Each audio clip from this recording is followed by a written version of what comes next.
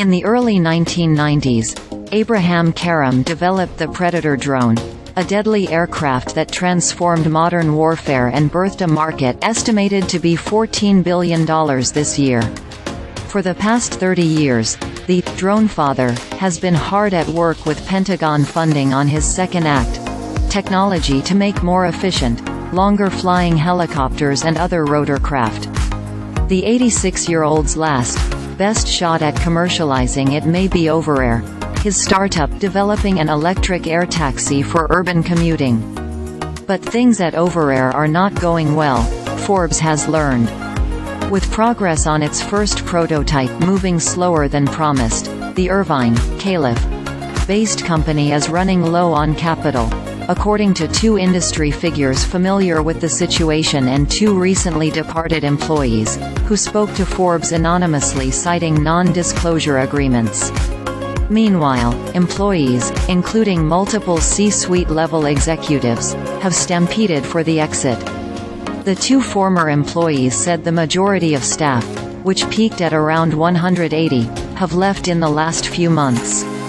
They said the company's sluggish pace, which they attributed to slow decision-making by CEO Ben Tigner and the board, has frustrated its sole outside investor, the South Korean industrial conglomerate Hanwha, which has poured $170 million into Overair.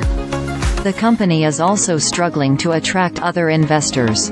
Two industry sources said Overair had approached other electric aircraft developers, targeting partnerships or potentially a sale.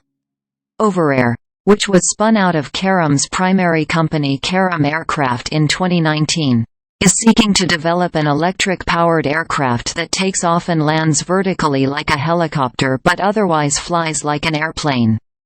Overair has touted Karam's rotor technology as what will enable it to outperform dozens of other companies like publicly traded Joby and Archer that are attempting to build similar aircraft, with the aim of enabling lower-emission urban and regional commuting by air.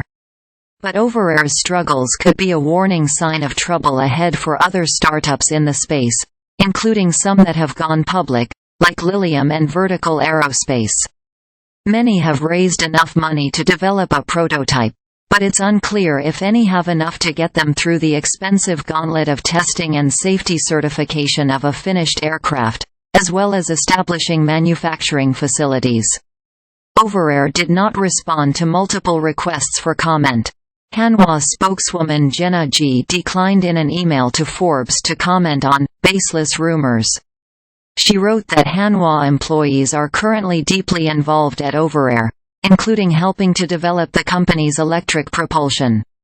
But an exodus from Overair appears to be underway. Two key executives posted on LinkedIn that they left the company at the beginning of February.